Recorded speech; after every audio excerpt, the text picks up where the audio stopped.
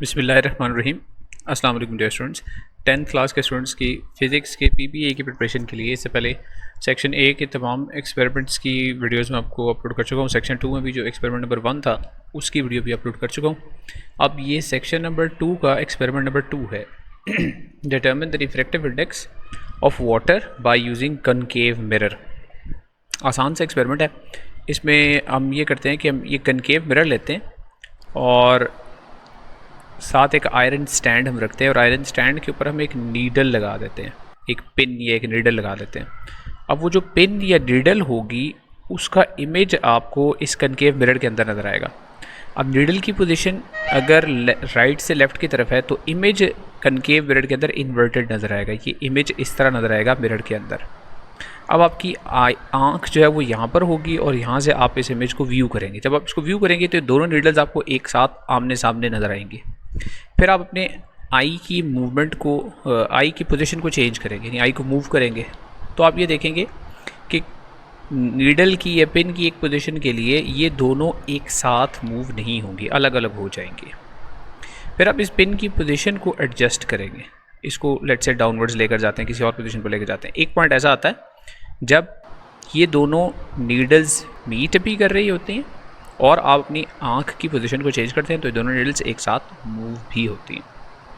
इसको कहते हैं पैरेलैक्स रिमूव हो गया। अगर वो दोनों नीडल्स एक साथ मूव ना हो तो इसको पैरेलैक्स कहते हैं, और अगर एक साथ मूव हो जाए तो पैरेलैक्स रिमूव्ड हो गया। फिर हम इस कनकेव मिरर की सरफेस पे पानी डालते हैं। सिमिलरली यहाँ पर आप पानी डाल देंगे तो पानी डालने से पहले लाइट एयर में से ट्रैवल होकर मिरर तक जा रही थी, अब वाटर में से ट्रैवल होकर जाएगी। अब दोबारा से इमेज के अंदर पैरेलैक्स आ जाएगा। उस पैरेलैक्स को रिमूव करने के लिए इस नीडल को आप पहले से नीचे लेकर आएंगे, कम हाइट पर लेकर आएंगे। वही नीडल यहाँ आ गई है, अब दूसरी पोजीशन पे आ गई है और दोबारा से पैरेलैक्स रिमूव हो जाएगा। तो पहली पोजीशन को हमने C कह दिया, दूसरी पोजीशन को C1 कह दिया। मिरर की पोजीशन जो है वो चेंज नहीं होगी।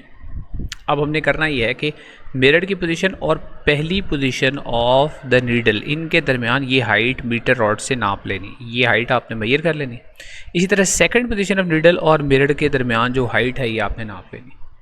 अब ये दोनों हाइट्स आपको चाहिए होती हैं और पेपर में वैसे ये गिवन होंगी दोनों हाइट्स। देखें यहाँ पे हमने एक टेबल बना दी है। टेबल में आपने पोजीशन ऑफ द मिरर उसको तो 0 ही रखा। उसके बाद first position of the needle को पहले 25 पे यानी पैरेलैक्स रिमूव हुआ। जब आपने वाटर डाल दिया तो वही पैरेलैक्स दोबारा रिमूव हुआ 19 सेंटीमीटर के ऊपर, यहाँ सेंटीमीटर भी लिखते हैं साथ।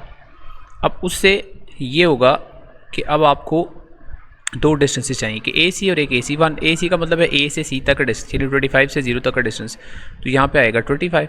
इसी तरह AC1 तो वो 0 से 19 तक का डिस्टेंस यानी 19 सेंटीमीटर आ जाएगा। अब रिफ्रैक्टिव इंडेक्स का फार्मूला हो सकता है गिवन हो सकता है ना गिवन हो, तो आप याद कर लें। वो ये होता है जो एयर में डिस्टेंस था, यानी वाटर के बगैर जब पैरेलैक्स रिमूव किया था उसका जो डिस्टेंस था, यानी AC जो डिस्टेंस था, यानी रियल डेप्थ इसको कहते हैं, उसको डिवाइड करेंगे एपरेंट डेप्थ, यानी AC1 से उसको डिवाइड करते हैं, या जो भी सिंबल बुक में गिवन हो, पेपर में गिवन हो, उससे डिवाइड करते हैं। इन दोनों को अगर आप डिवाइड करेंगे, यानी आप 25 को अगर डिवाइड कर दें 19 के साथ तो आपका आंसर इसका रिफ्रैक्टिव इंडेक्स का आ जाएगा। और ये मैं डिवाइड करके देख लेता हूँ। 25/9 इज़ 2.19, सॉरी 2 पॉइंट तो नहीं आना चाहिए, 1 पॉइंट आना चाहिए, 1.31 और एक्चुअल वैल्यू जो वाटर के रिफ्रैक्टिव इंडेक्स से होती है 1.33 होती है, तो इसके करीब करीब ही है। ठीक है, इसी तरह इसको भी कैलकुलेट कर लेंगे। यहाँ 26 आ जाएगा, यहाँ 20 आ जाएगा, डिवाइड करेंगे तकरीबन ये भी 1.31 ही आएगा। तो ये रिफ्रैक्टिव इंडेक्स आपने फाइंड आउट कर लिया इस एक्सपेरिमेंट से। तो पहला क्वेश्चन यहाँ पे था, यही था कि आपने वैल्यूज़ को टेबल को कंप्लीट करना है। उसके बाद what is meant by parallax, important है कि पैरेलैक्स रिमूव तो हम कर रहे हैं, तो पैरेलैक्स होता क्या है। तो स्टार्ट मैंने आपको बताया था कि जब जो पिन्स हैं दोनों वो एक साथ मूव नहीं करते तो उस पोजीशन ऑफ द पिन को हम उस इमेज को हम कहते हैं पैरेलैक्स है। लेकिन उसको हम लिखेंगे कैसे, यानी अगर आपको पेपर में लिखना पड़ेगा तो फिर कैसे लिखेंगे, तो ये याद ही करना पड़ेगा।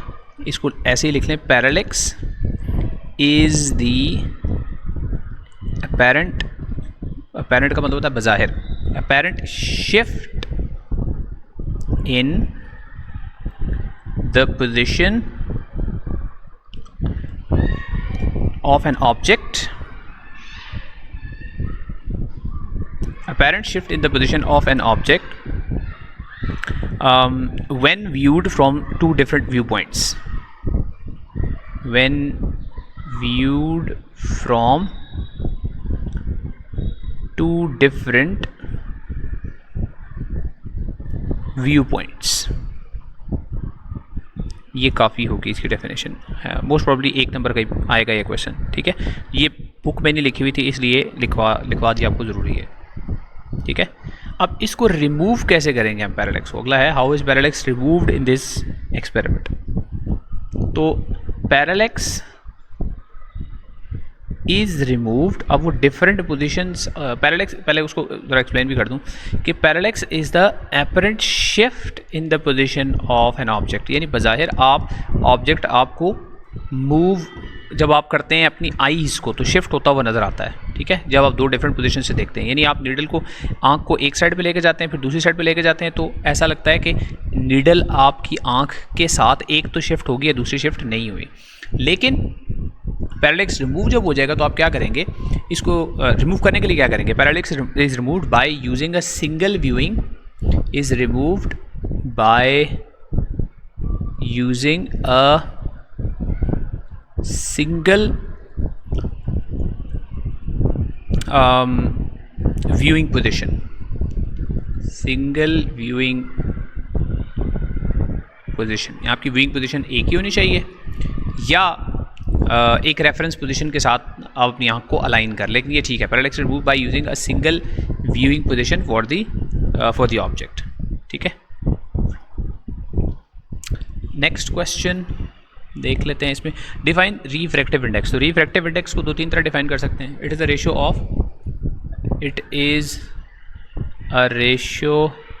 Of sine of angle of incidence to the sine of angle of refraction. It is a ratio of real depth to apparent depth, ये भी लिख सकते हैं, स्पीड वाला भी लिख सकते हैं, कोई भी एक डेफिनेशन यहाँ लिख सकते हैं। इसका यूनिट क्या होता है, इट हैज़ नो यूनिट्स। क्यों नहीं होते यूनिट्स, क्योंकि देखें आप फॉर्मूला के अंदर भी ऊपर मैंने दो हाइट्स को डिवाइड किया है, तो जो दोनों हाइट्स को मैंने डिवाइड किया है टेबल के अंदर उन दोनों के साथ सेंटीमीटर है ना, तो सेंटीमीटर और सेंटीमीटर कैंसिल हो जाएगा। तो अगर एक रेशियो हो दो सिमिलर क्वांटिटीज़ के दरमियान तो उसका यूनिट नहीं होता। It has no units because it is a ratio between two similar quantities, दो एक जैसी क्वांटिटीज़ के दरमियान ये रेशो होगी, इसलिए इसका कोई यूनिट नहीं होगा। अब इसके अलावा इस एक्सपेरिमेंट में आपसे पूछा जा सकता है कि ये जो फिनोमेनन है रिफ्रैक्शन का उसकी डेफिनेशन पूछी जा सकती है, या कनकेव मिरर यहाँ पे हम क्यों इस्तेमाल करते हैं। तो कनकेव मिरर हम देखिए इसलिए इस्तेमाल करते हैं कि जो पैरेलल रेज ऑफ लाइट है ना उनको एक पॉइंट पे कन्वर्ज करता है ये मिरर। तो मिरर तक जो रेज ऑफ लाइट आ रही होती हैं वो पैरेलल होती हैं, मिरर उनको एक पॉइंट पे आफ्टर रिफ्लेक्शन कन्वर्ज कर रहा होता है, तो कन्वर्जिंग मिरर होता है, इसलिए कनकेव मिरर। यू सिर्फ ये सेंटेंस भी लिख दें कि concave mirror is a converging mirror, it is used to converge the rays of light at a single point, इसलिए हम कनकेव मिरर इस्तेमाल करते हैं। तो इस एक्सपेरिमेंट में से क्वेश्चन आने के चांस कम है क्योंकि दूसरे जो दो एक्सपेरिमेंट्स हैं इससे अगले दो वीडियोस में आएंगे, वो सबसे ज़्यादा इंपॉर्टेंट एक्सपेरिमेंट्स हैं, तो इसलिए उनकी वीडियो ज़रा ध्यान से देखिएगा। लेकिन इसका भी साथ इसलिए अपलोड कर दिया कि ये रहना चाहिए। अगर इससे पहले आपने जो सेक्शन 1 के एक्सपेरिमेंट्स हैं उनकी वीडियोज़ नहीं देखी तो आपके सामने स्क्रीन पर वीडियो आ रही है, आप इस पर क्लिक करके वो भी देख सकते हैं। See you in the next video then इंशाल्लाह।